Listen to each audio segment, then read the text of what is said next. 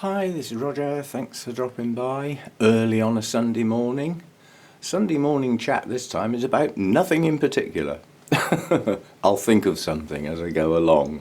I got a few worries out here, and they all stem back really to the sorts of plants that would be classed as continuous growers. You know, the sort of normal rainy season followed by the drier in winter thing, but shouldn't really chill down. They shouldn't get cold. You know, their climate is relatively constant as far as temperatures are concerned. And quite a lot of our orchids come into that category. And unfortunately, because of some of my other orchids, the consequences of a varied collection, some of them just don't do so well in the winter.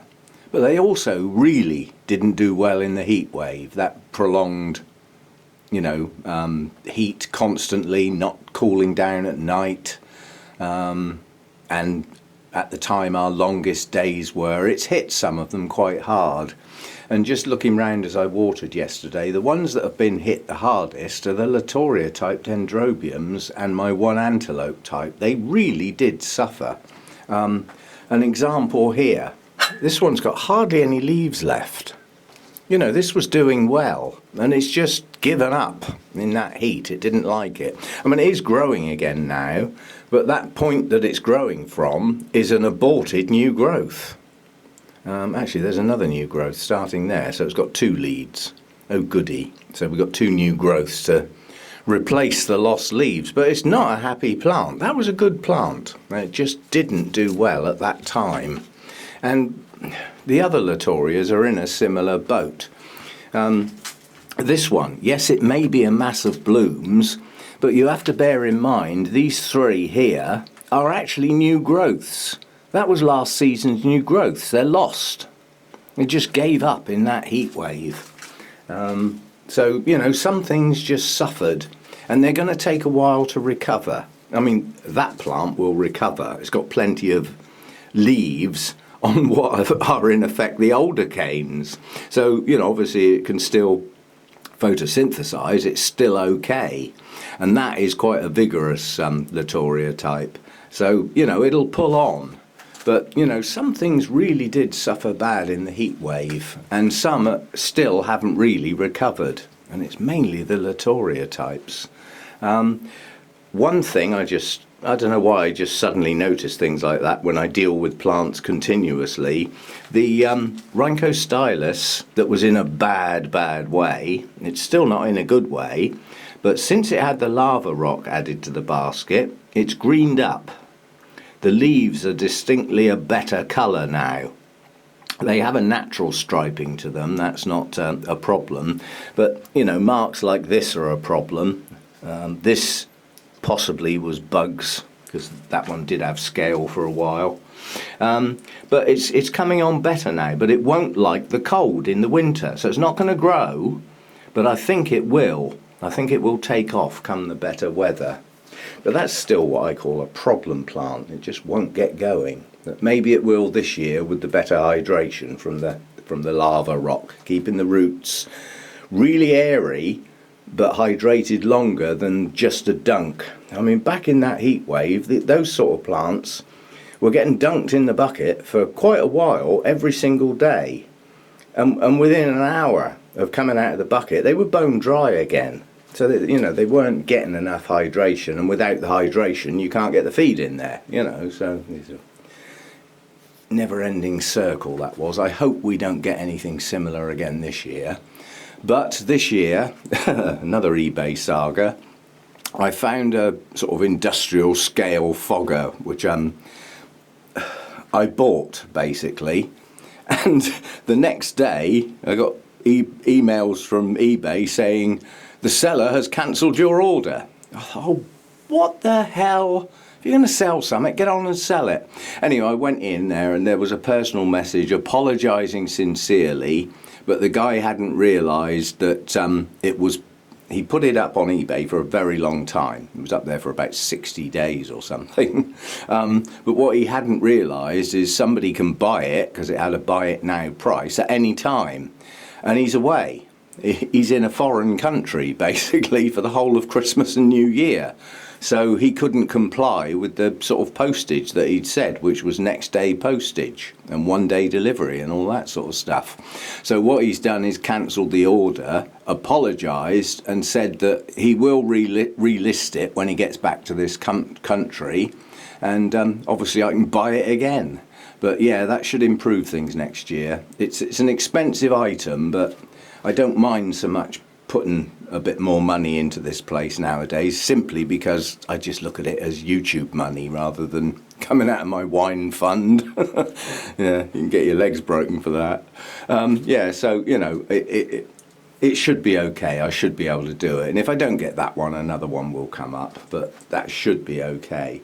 Some silly things I noticed yesterday. You won't be able to see them well, but those two little tiny pots up the back there are Dendrobium hercoglossum kikis that I potted up during last year. They've got buds on, you silly billies. But, you know, I mean, they've got good roots and everything. They'll be able to take a couple of blooms. So and they're going to be early. The Dendrobium hercoglossum tends to bloom quite late spring, almost into early summer, really. So, we'll see some of them. Won't be many, but a couple. My BC Mackay, the buds are pushing on nicely there. There's only 2 real spikes on there. There may be a third that may develop, but that's still getting its root system together. It's pushing up quite, you know, there's 4 or 5 new growths in amongst that jungle. So, you know, it's going to pull on, given the better weather and the better temperatures. That should pull on nicely next year and turn into a good bush. And then hopefully next time it blooms, it will be more of a mass blooming, because it will have quite a few new growths to work with.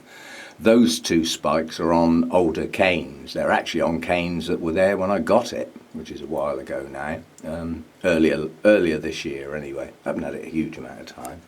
So that's coming on nicely. We're just looking round this. I've still got some flipping non-bloomers. That nice bulbophyllum there, sycamense, that still hasn't bloomed. Tyke. Now what I've done with that is I've put it in a warmer, brighter place. See if that'll kick it off. It grows really well. It puts on loads of new growths constantly.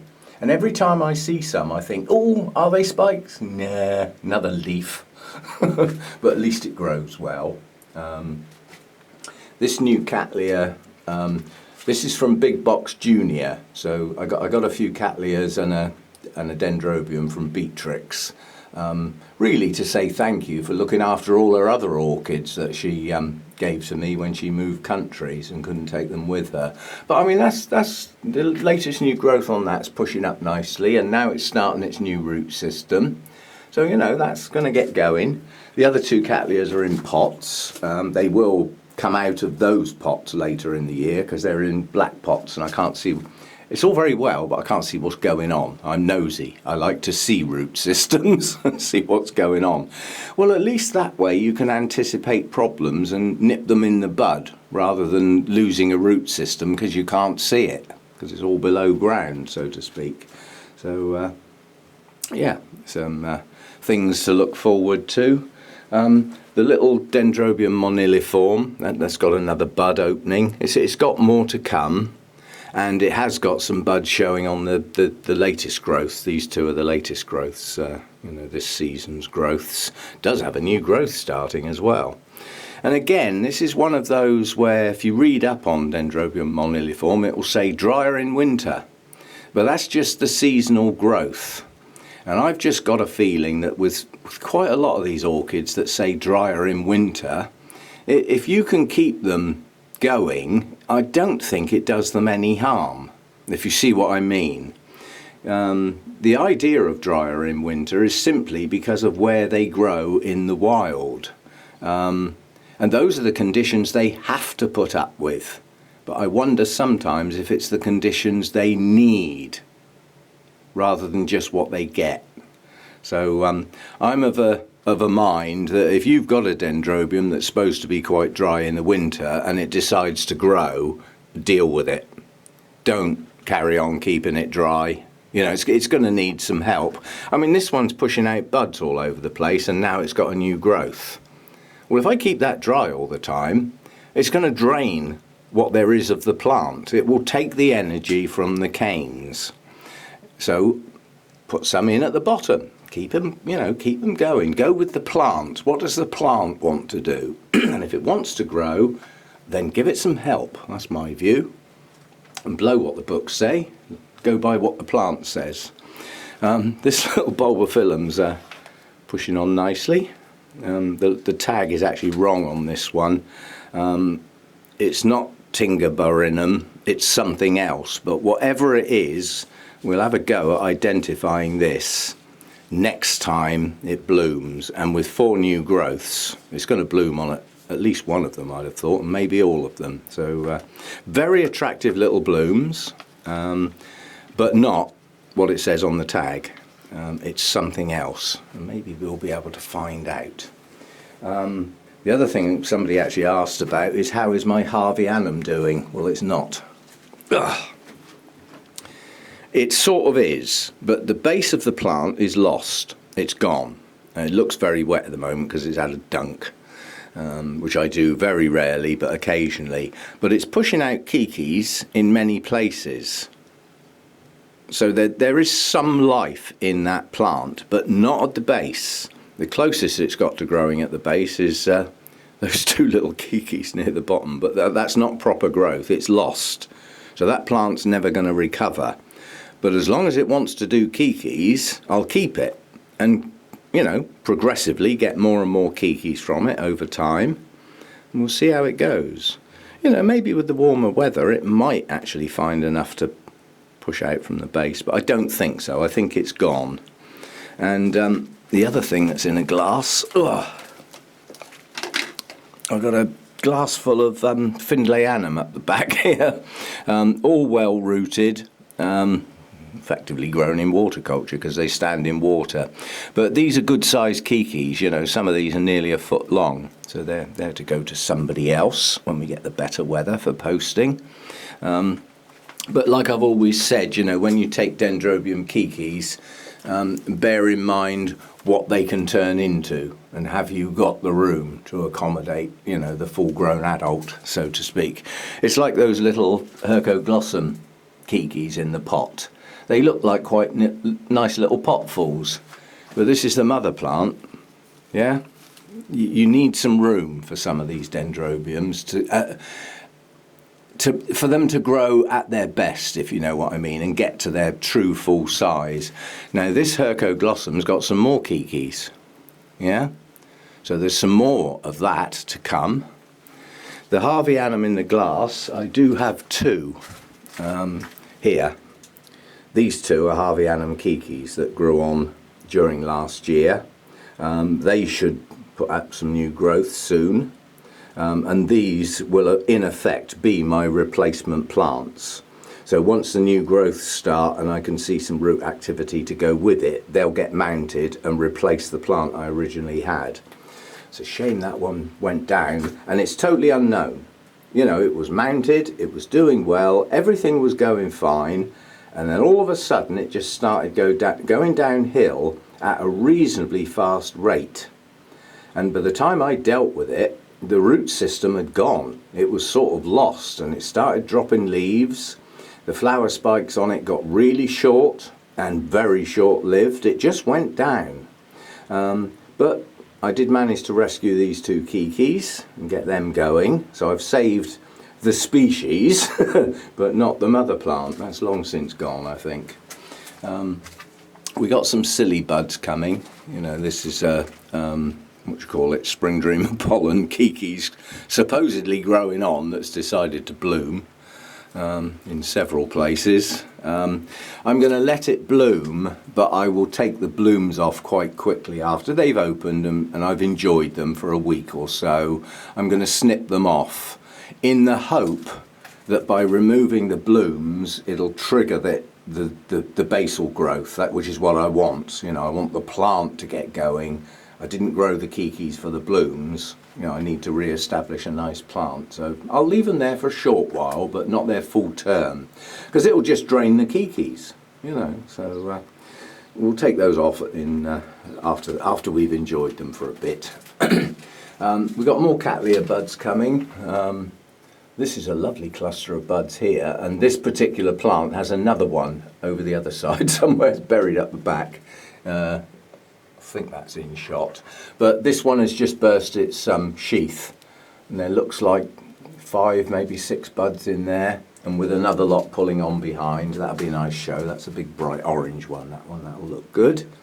So, and several of the other Cattleyas are doing, you know, bumpy bits, as I call them, in the base of the sheath, so they'll pull on eventually. Yeah, so things to come. Going through my notes as it's a quiet time. I've got about 45 plants to repot. Now I know people like the old kitchen time and messing about with get them out of the pot and dig around in the roots and see what's going on and all that sort of thing. It's great, but I'm certainly not going to attempt to film all of my repotting in the, you know, sort of late winter, early spring. It'd be just too much of the same. But what I'll try and do is pick out the more unusual that perhaps either haven't been filmed or haven't been done for a long time. Like I'll be repotting all of my Paphiopedilums. So obviously I can film 1 or 2 of those. They may all get done on the same day, in which case I might be able to squash them all in. But in amongst those are 2 rescues, one of which I still don't think has any roots, and yet it's grown 3 new leaves. So we'll see how that one's doing. There's some Masdevallias and Restrepias that need repotting. So again, they don't get done often. They get done as and when they need, which with my type of bark is... With the small bark with moss in, you're pushing your luck if you go much beyond 2 years, quite honestly, because they need to stay constantly moist. You know, obviously the media is going to break down faster than something like chunky bark in a clay pot that should last years, literally, 3 or 4, hopefully. That's the theory. All of my Phalaenopsis type dendrobiums, I say all of them, 3 of them, the 3, they'll get repotted. We certainly haven't done any of those for a while, and they're becoming overdue.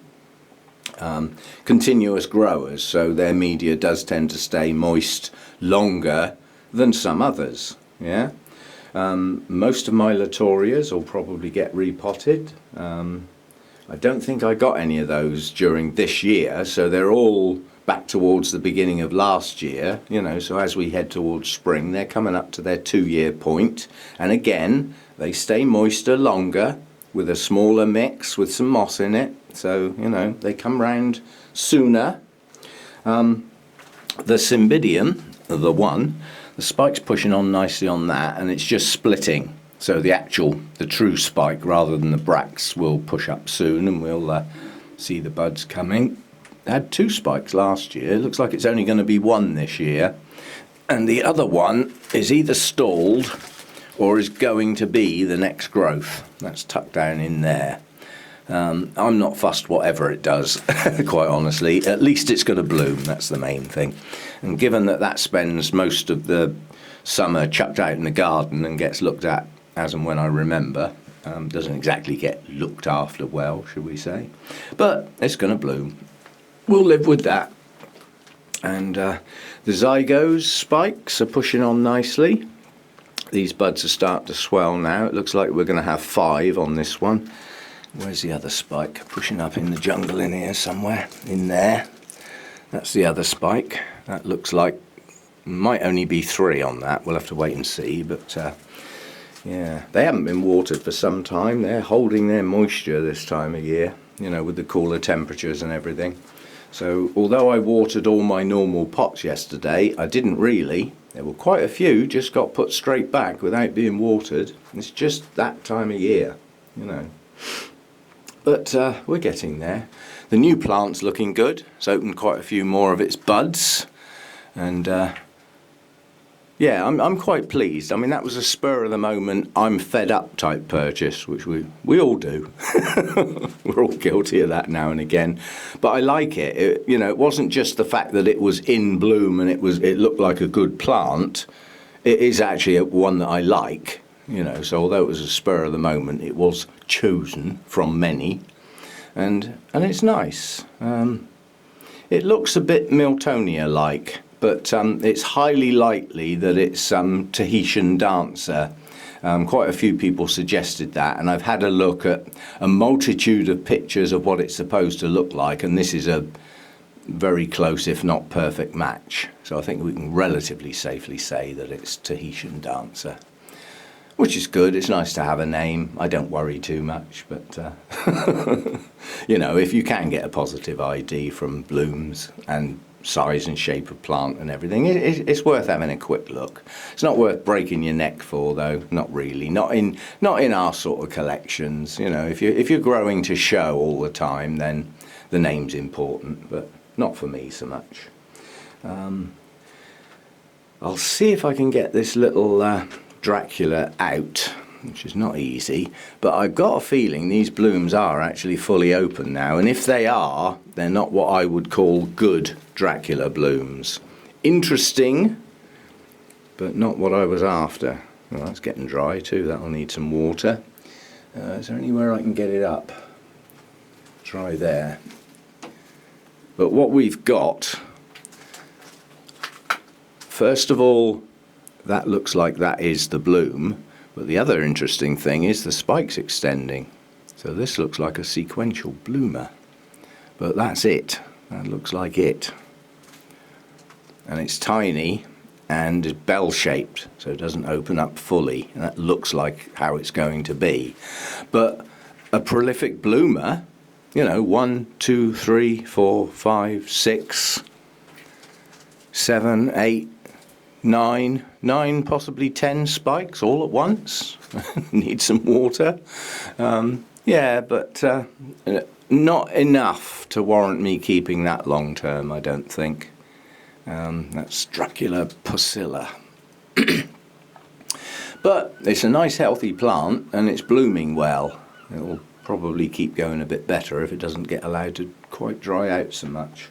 The Dracula Bella bud is still swelling and I still haven't knocked it off. We should be able to see that, I'd say, within a week, because it is a large bloom. That one's definitely a keeper. This one maybe not so much. But for somebody who grows Masdevallias and Draculas that hasn't got that species, that might be a bit special to them.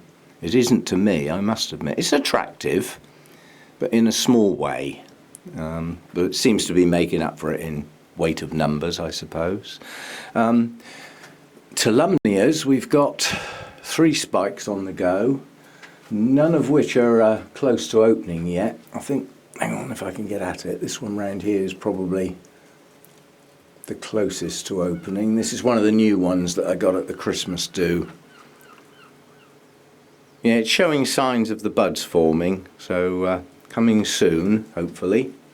But I mean, that's had quite a major disturbance. I mean, it was bought, you know, sent from a nursery into a totally different environment for a relatively short while, and then bought by me and kept in a very warm, dry room while it was waiting for me to get it, although I think it sat in the car.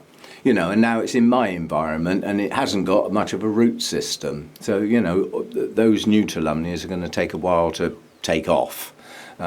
My others, the ones I've had longer, all seem to be doing quite well now. Yeah, so really that's about it. I got one Vanda spike coming, that's the bright orange one up there, that's pushing on nicely.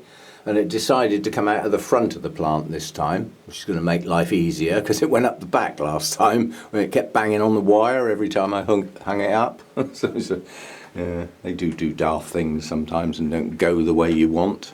Yeah, so that's really about it for a chat. Lots of repotting to come. And this year I don't have to wait for the media. Last year I'd sort of virtually run out and I had to wait to get some new stuff from our show. So the guy I get it from was the only UK guy who sells Orchiata bark, I think, and he's had trouble getting it.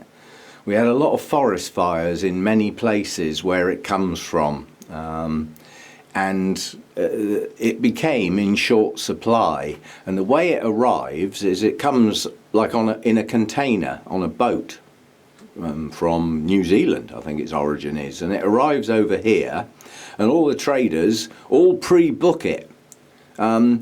But when it gets to the docks and people go and help themselves, some of them help themselves to a little more than they were entitled to, which means some people don't get any.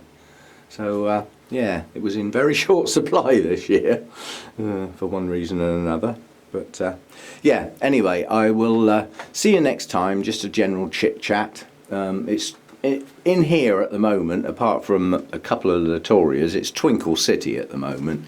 You know, we've got twinkles out all over the place. There's this nice one. This is recent. That's got to be repotted. It's in the coconut fibre, but it's relatively new, and it's got a good root system, so I'm not in a rush. Often with that coconut fibre, it's breaking down by the time you buy the plant, and it becomes like an emergency repot, otherwise you lose your root system. The yellow one up the back near the glass, that's buds are starting to swell on that, so that won't be far behind. The cinnamon one's out now in all its glory. I think there's buds opened on all the spikes now, so that's looking good and smelling absolutely gorgeous. We've got the one over here that, strictly speaking, isn't a twinkle because it's a hybrid crossed back with Soto Adam, but again, it's looking nice. So coming on, and then we've got the Rhodostictum, which, well, that'll be here forever. But these are Todd thinks these look like birds in flight. I can see the similarity. A simplistic colour scheme. Just two colours, white and a nice shade of purple, purpley mauve. But its attractiveness really is its shape as well as its simplicity. And this plant, although the plant doesn't look that good, it's getting better all the time because each spike it produces has one more bloom on. I mean, I started off with 2, I think, then 3, then 4. This one's got 5. 4 actually, and then it also bloomed from an old spike. You can see it's already bloomed there before, and we got an extra 2, little bonus one, so that's nice. Yeah, so I'll leave it at that for a Sunday morning random chat about next to nothing. And I'll see you next time. I did a repotting, or I did an unpotting video which I've already posted, and 2 of the plants were separated out into another video, the repotting of those 2, because they were project plants, and I wanted to get them in the Project Orchids playlist as a separate thing. So they were done separately. That will probably go up first thing tomorrow morning, so it's ready to go. Oh, I forgot, the Brassavola Little Stars is coming on leaps and bounds now. It's just about getting a hold. You can see there's quite a bit of root activity starting now, because although it had some roots, so it was capable of hydrating, it wasn't the best root system. They were old, tired roots, but it's now replacing them with new ones. There's a new growth up the back there, and we've got quite a few spikes coming now. Got 2 up the front of the plant, another one up the back. So we'll have some blooms on there in the not too distant future.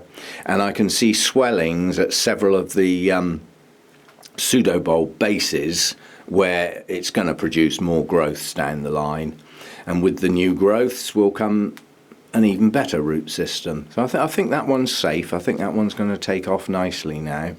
And hopefully, I mean, these do, in the right conditions, these grow like a weed, quite honestly, and they should be chucking up new growths left, right and centre. Job to keep up with them.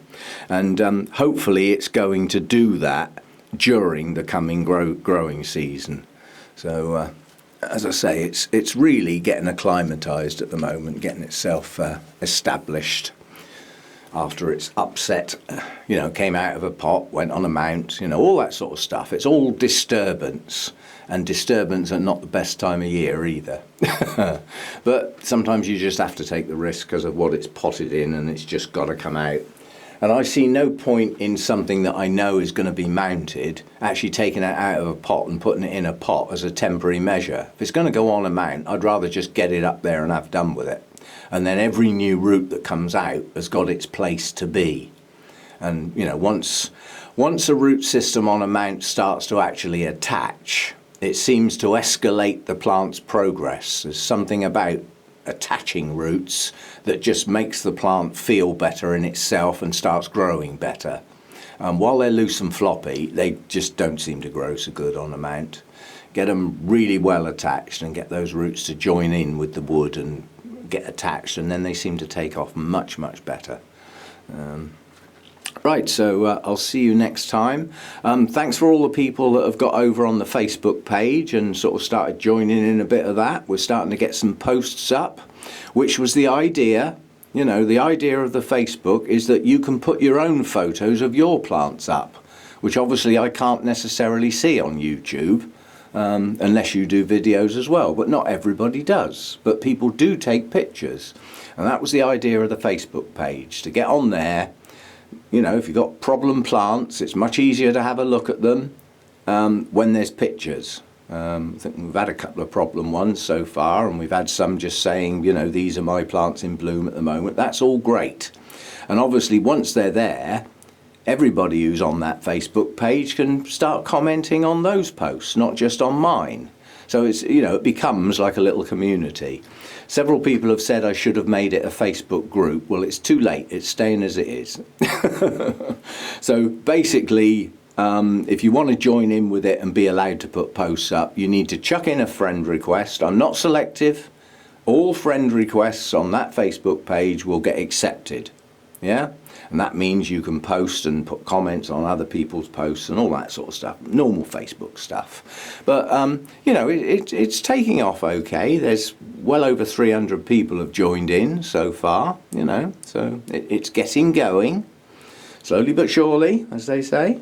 So thanks for that. And thanks again for the people on my YouTube channel. You know, my little Christmas present was reaching the 6,000 subscribers. It's appreciated.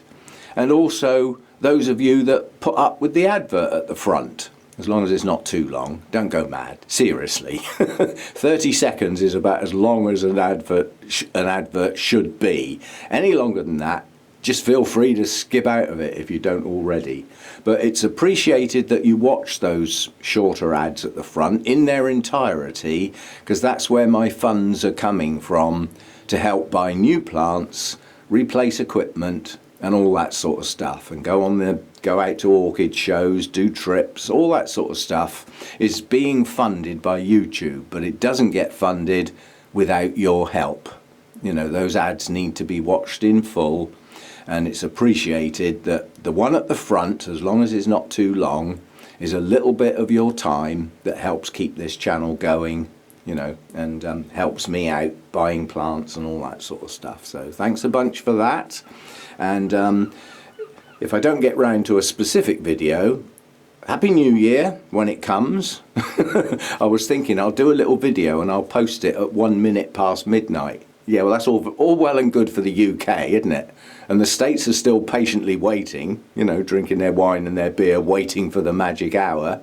And people in Australia have already had it and gone to bed, you know. So doing a specific time doesn't seem a lot of point, because it's a worldwide event that rolls around the world.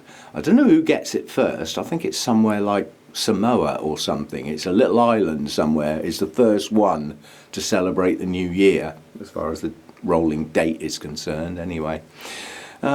Anyway, have a good new year, and let's all have a good orchid growing year. Yeah, sharing problems, talking about plants. You know, if somebody's had a plant for years and it grows really well for them, you know, and somebody's struggling with one, you know, it's a community, and that knowledge can be shared, because it's often not available anywhere else. There's quite honestly no real substitute for the long-term experience with certain plants. Obviously geared up to certain environments, which some are much more conducive to some plants than others.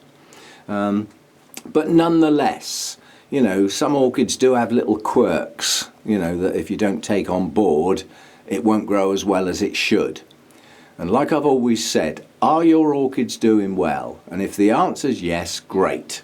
But always ask yourself, as you look at each one, could this one be doing any better? Is there anything else I can do to help? And that's where the sharing comes in. So see you next time, and have a great new year, and get the aspirins ready for New Year's Day. I know what you lot are like. See you next time. Bye for now. I'm back. You know, I always forget something, and I forgot it in several videos so far. My daughter noticed this.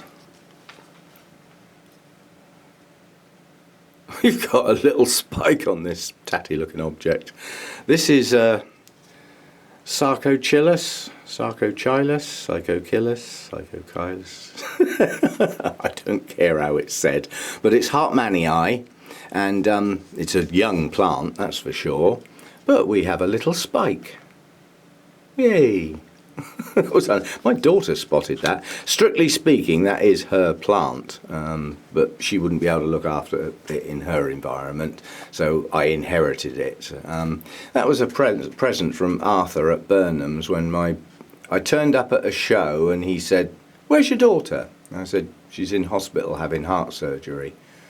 And he said, "Right, I'm going to find her a present." And he dug this out. I said, "What is it?" He said, "I'm not sure." I said, "How do I look after it?" He said, "All I know is keep it relatively shady compared with some of the others, not really bright light sort of thing." But anyway, we have a spike on the Sarcochilus, I'm going to call it. No doubt somebody will shout me down. But anyway, a new spike, that will be a first time bloom if the spike makes it. And yeah, great. It's nice to have a new addition. And the blooms on this are un-orchid-like in my book. If you just showed somebody a picture, there'd be a lot of people wouldn't think it was an orchid. They're attractive, but they don't look very orchid-like. But interesting to see what they finally look like. There we go then. See you next time.